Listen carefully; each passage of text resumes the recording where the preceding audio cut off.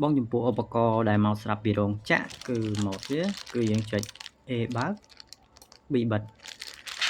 ប៉ុន្តែនៅក្នុងឧបករណ៍ហ្នឹងវាមានម៉ូដថែម2ម៉ូដទៀតសរុបទាំងអស់3ម៉ូដ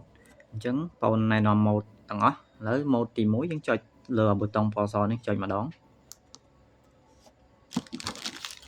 យើងចុច A យើងចុចតែម្ដងទេ A អញ្ចឹងជាប់ម៉ូដទី1ហើយម៉ូដទី1ហ្នឹងគឺយើងចុច A ចប់បានភ្លឺនៅពេលដែលយើងដកដៃគឺវាលុត A ចប់ដកដៃលុតហើយ B នៅជាប់ម៉ូដចាស់ឡើយទេចុចទៅអត្តនាការទេប៉ុន្តែបើយើងចង់ភ្ជាប់ម៉ូដ B ទៅនឹងម៉ូដទី1អក្សរ B នៅម៉ូដទី1វិញគឺយើងចុច1ដូចគ្នាមកហើយយើងចុចអក្សរ B អញ្ចឹងជាប់ម៉ូដទី1ទាំងពីរទាំង A ទាំង B ចុច A ចប់ក៏ដកដៃលុត B អញ្ចឹងដូចគ្នា B ចប់ដកដៃលុតឥឡូវយើងមកដាក់ជាមួយនឹងម៉ូដទី2ម្ដងយើងចុច2ដង1 2ជាអក្សរ A ចុច A តែម្ដងទេអញ្ចឹង A ហ្នឹងគឺមានន័យថាយើងចុច A ម្ដងបើកចុចម្ដងទៀតហើយចំពោះ B វិញ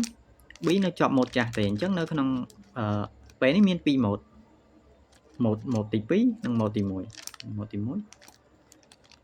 ដទី2បើយើងចង់ចប់ B អញ្ចឹងដូចគ្នាក៏បានយើងចុច2ដងដូចគ្នា1 2 B យើងចប់ម៉ូដទី2ហើយគឺដូចគ្នា B បើក B បិទ A បើក A បិទឥឡូវយើងចង់ដឹងថា A បើក B បិទបានអត់គឺបានដូចគ្នាយើងចុចច្រាស់គ្នាក៏បាន A បើក B បិទ B បើក A បិទហើយចំពោះម៉ូដទី3គឺម៉ូដស្រាប់មកពីរោងចក្រហ្មងយើងចុច3ដង1 2 3ម៉ូដហ្នឹងខុសពីម៉ូដផ្សេងគឺយើងចុច2ដងម៉ូដផ្សេងភ្ជាប់ត្រូវចុចតែម្ដងទេតែម៉ូដនេះត្រូវចុច2ដងគឺចុចទី1មានន័យថារូបមន្តបើកទី2បិទចុច A ដាច់បាត់ចុចម្ដងទៀត1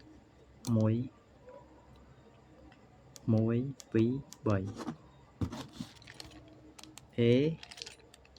B អញ្ចឹង A បើក B បិទ B បិទជានិច្ច A បើកជានិច្ច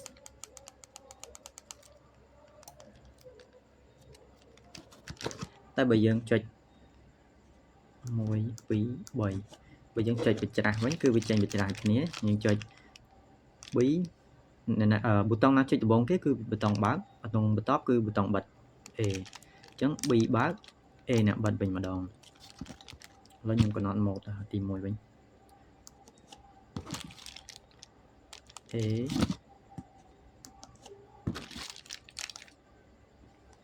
B អញ្ចឹងតេឡេទី1នេះគឺចុច A ចប់បើក B ចប់បើកអញ្ចឹងបងប្អូនចង់add tele បន្ថែមទៀត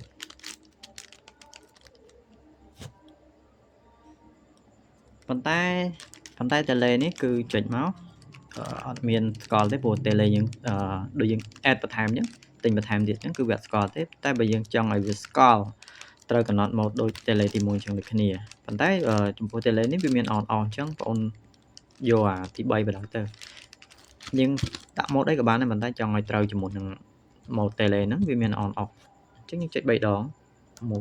2 3ចុចលើកទី1គឺ on ចុចលើកទី2គឺ off គឺបិទអញ្ចឹងយើងចុចមក on off tele នេះ A ចុចជាប់បើក B ចុចជាប់បើក